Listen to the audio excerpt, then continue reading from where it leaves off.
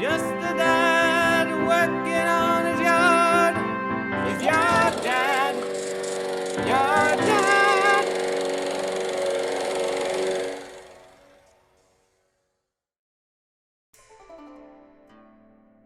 All right, we're about 4 hours in. The trench was dug.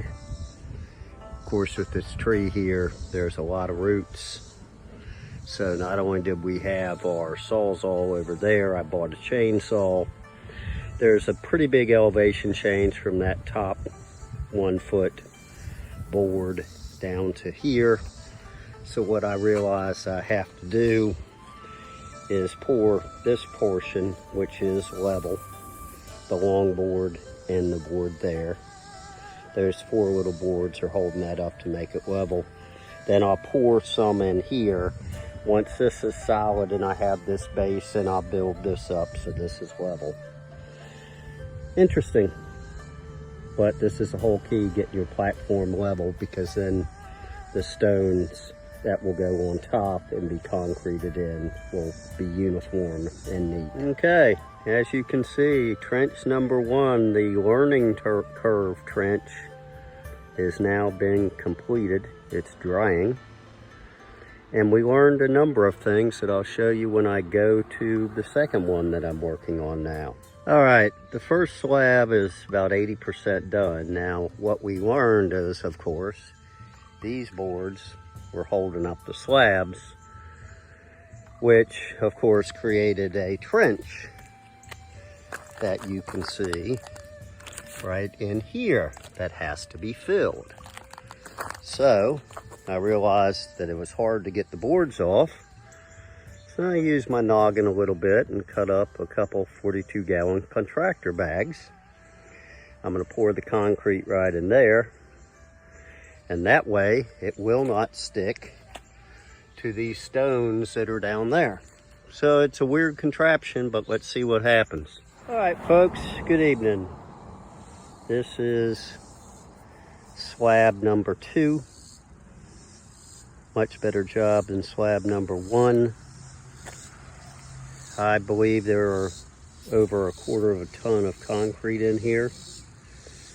On this very far end on the right, I'm still a smidgen off from level, but I'm level from there to about there. So I'll finish that in the morning. I'm sort of pooped now. Believe it or not, each one of these pavers contains about 1/4 ton of concrete. This is paver number 3.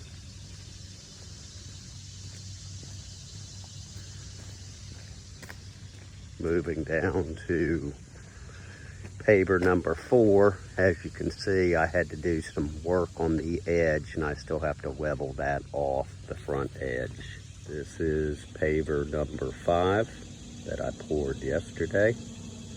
I normally let the concrete cure about 24 hours before I remove anything. Paver 6, which will give you an idea of what we do, is we start on the left side.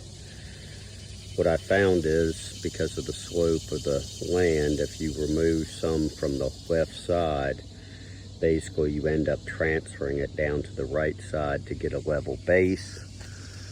So you have the dirt, then you put in some stone as a base, and then from there pour the concrete.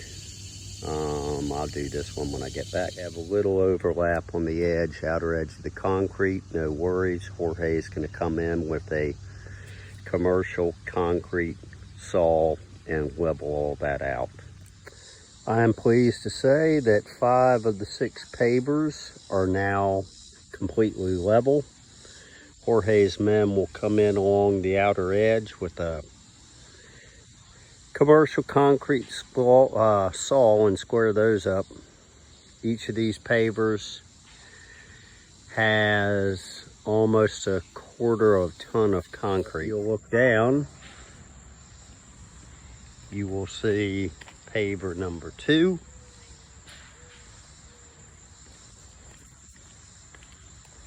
You will see paver number 3.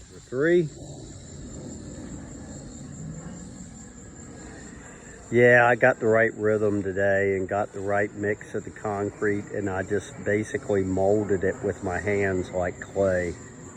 Paver 4. This is Paver 5. Do a little work just on this edge here, about 4.5 feet. Square that up on the bottom. Bring some concrete in. You see the rough nature of Paver 6, which will be squared up tomorrow. First thing this morning, I went and put in this area. So I'll start back here, square it up, and come down.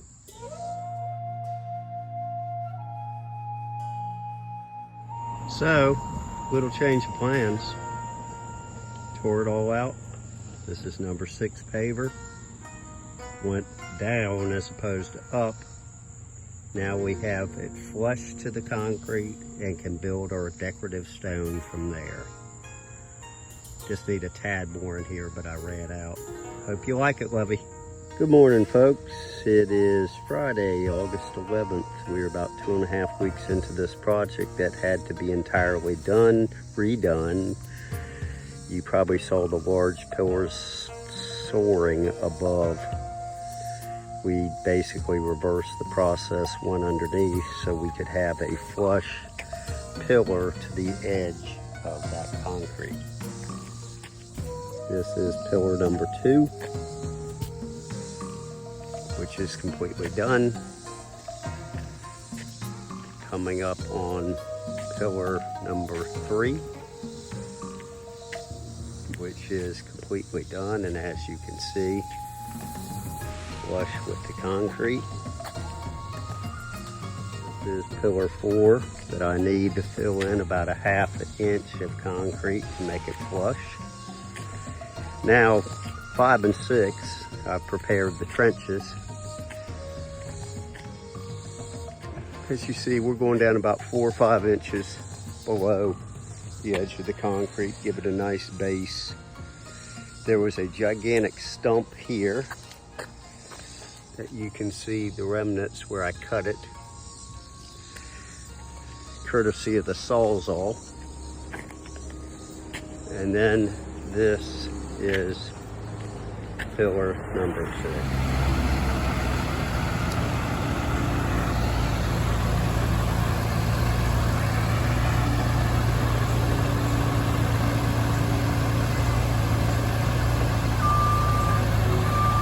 Easy peasy.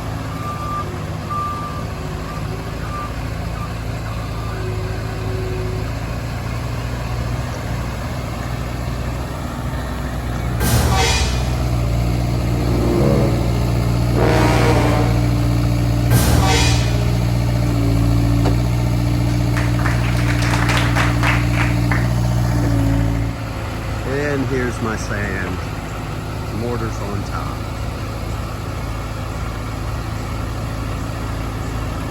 Makes a very difficult job very easy with the right tools. Okay, folks, what was once hideous is now beautiful.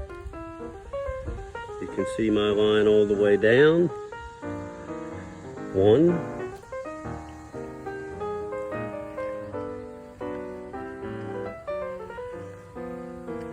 2.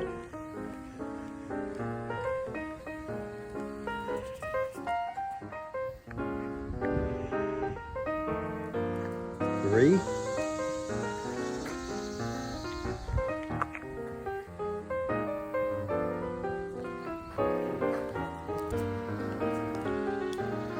4 coming up.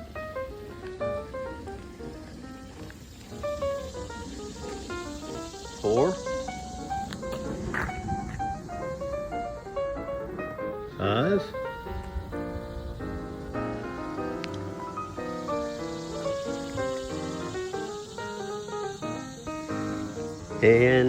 6.